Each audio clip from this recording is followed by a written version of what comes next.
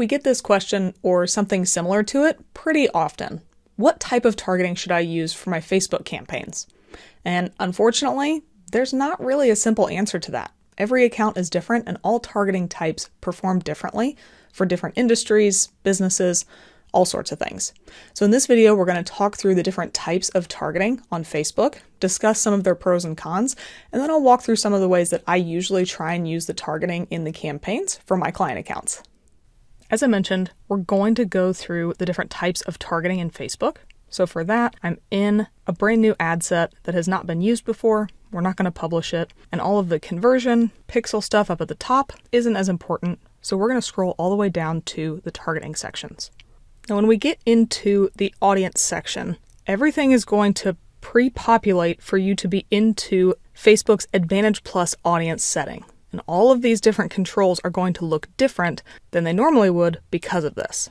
Now, we're going to get into Advantage Plus audience later in this video, but for now, I want to start with the more manual targeting options. So for that, we're going to skip past audience control and come down here to switch to original audience options in the Advantage Plus audience section. When I click on this, it confirms that I want to do that. And yes, I do. I want to use original audience. Now things look a little bit more like they have historically. We'll always have the option to go back to Advantage Plus, and we'll do that here in a little bit.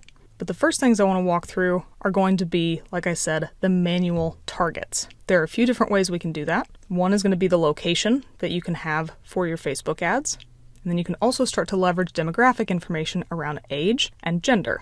All of this is information that is determined when people create their account. Tell Facebook how old you are, your gender, and then Facebook will determine your location based on where you're accessing the Facebook platform.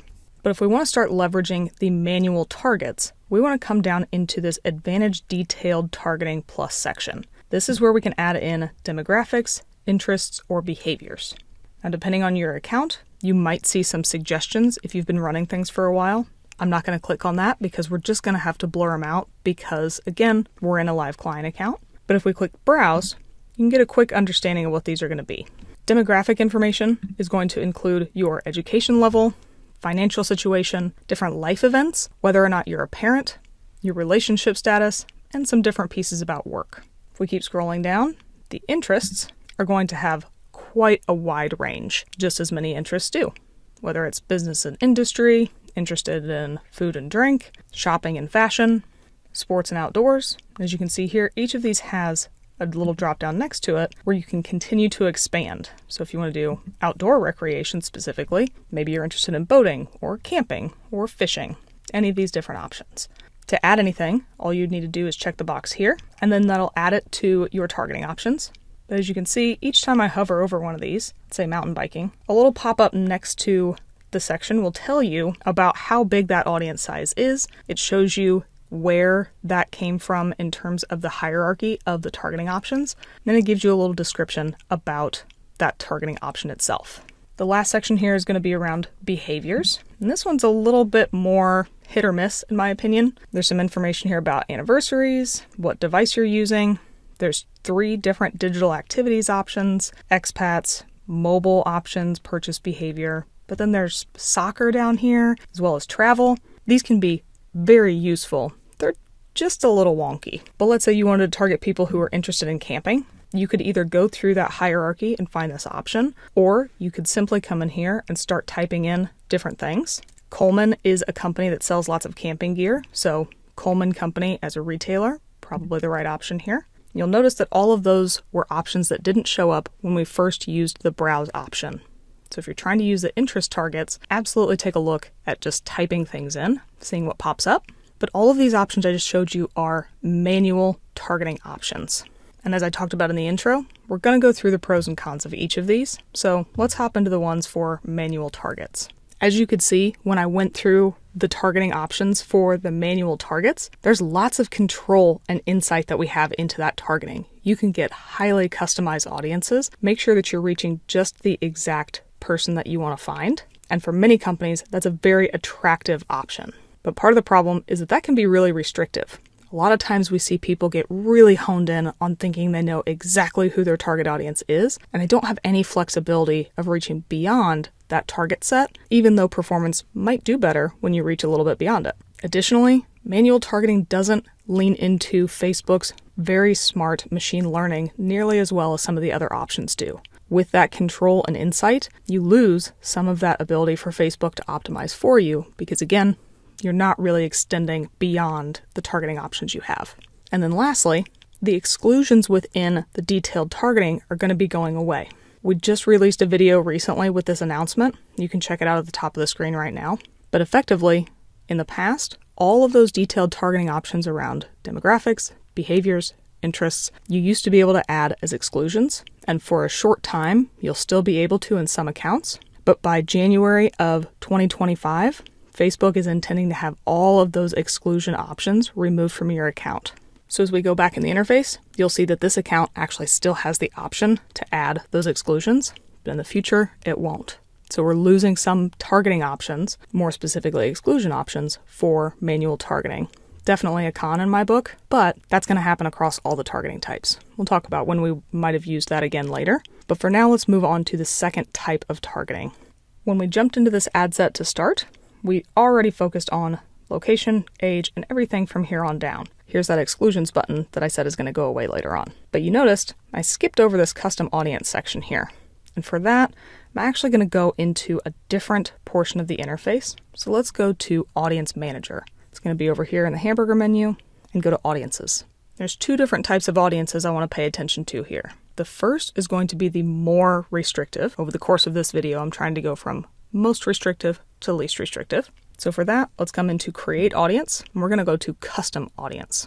Custom audiences on Facebook allow you to create a pool of users based on the actions that Facebook has seen them take in the past. There are two main categories for this: your sources, which are the 5 at the top, and then meta sources, which are the 8 at the bottom. Each of these different options gives you a different type of custom audience to build, or as I'm going to call them for the rest of this, a remarketing audience.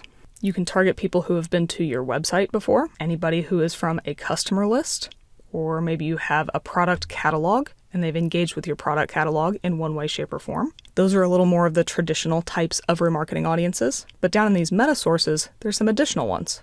Maybe they watched one of your ads as a video, or they registered for an event that you had, or they engaged with an instant experience, or they liked or engaged with your Facebook page recently. All of these different options will allow you to create a pool of users based on those activities so you can remarket to them in your Facebook ads campaigns. Now, we do have a video that goes through all of these different custom audience types in a lot more depth. If you're interested in that, you can check that out at the top of the screen right now. But for the time being, let's start talking about the pros and cons of these remarketing lists.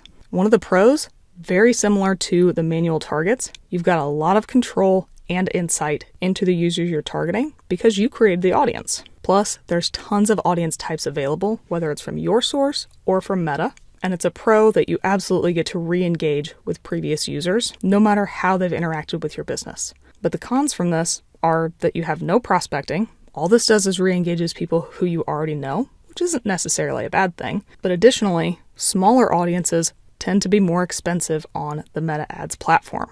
So the more specific you make these lists, they might be more meaningful to the user, a better customer segmentation, but they're going to be a little bit more expensive for you. Now, the second type of audience we can create within Facebook is actually going to be the second one in this dropdown, and that is a lookalike audience. And per Facebook's rundown here, you can reach new accounts for people who are similar to the audiences that you already care about. So let's go ahead and open this builder. We'll talk about what that means. When you create a lookalike on Facebook, you first select your source audience. I don't want to click into this box because it's just going to bring up a bunch of names that we have to blur out again. But if you were to create a new source, you could choose custom audience, and that brings up all of those audiences we just talked about. So all of those remarketing type lists are what you would build a lookalike model off of, meaning a lookalike is intending to find users who look like the users in a specific remarketing list. So if you have a customer list that you upload from your database, Facebook will create a persona for that audience and then create a lookalike audience of people who behave similar to that. When you set these up, you then need to choose your location. So this is going to be by country. So if I type in United States, you can now see the third option we have down here at the bottom, which is to create a certain audience size. You can create a 1% model, which is going to be 2.8 million people, 2%, which is 5.7, so on and so forth, all the way up to 10%. And the reason of these sizes is because of the population of users within a given country. So 1% of the United States population that's on Facebook is 2.8 million people. If you were to type in a different country, the audience size would change as you increase or decrease the percentage model because they're not going to match the United States. Lookalike audiences are great because they help you find new users, but it's backed by machine learning from Facebook. Remember, they find people who look like the source audience and target them with your ads. Additionally, you get to control the source audience. There's a lot of strategy that goes into building those source audiences, and we have another video that talks about lookalike best practices. You can check that out at the top of the screen right now. But there are some cons to lookalikes. You have less insight into which specific users you're targeting than you would for manual targets or remarketing audiences. And just like we talked about with manual targeting, you're no longer able to add in those exclusions of the detailed targets.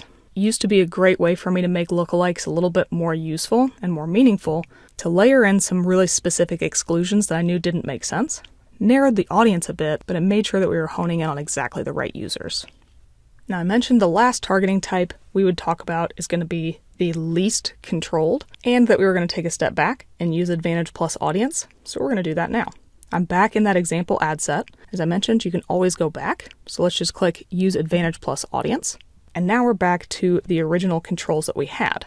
You can see the audience controls here. We still have location, but if we open this to show more options, we just have a minimum age, and then we can exclude some custom audiences. So still some control there. But if we scroll down, we still see this detailed targeting options here with age, gender, and all of the demographic, interest, and behavior section. But there's a difference up here because now the ad technology automatically finds the audience. But if you share audience suggestions with these detailed targeting pieces, Facebook will prioritize matching to those audiences before searching more widely. Now, personally, when I start with Advantage Plus, I like to start with some of these audience suggestions in here.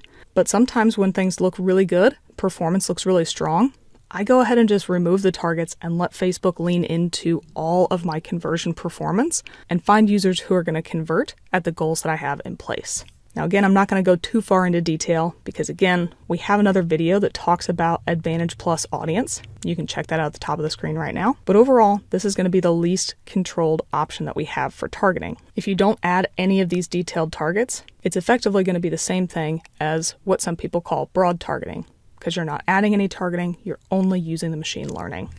Advantage Plus can be great because there's minimal time with setup, and you do have the option to put in some suggestions that Facebook says it will prioritize, and it leverages the machine learning really heavily. So you do get to take full advantage of that. But on the con side, you have the least insight into what types of targeting are going to be used, and you don't have much additional control. Lastly, if you don't have really strong conversion performance, you're probably not going to see very good results with Advantage Plus because that's what Facebook makes all of its audience determinations off of.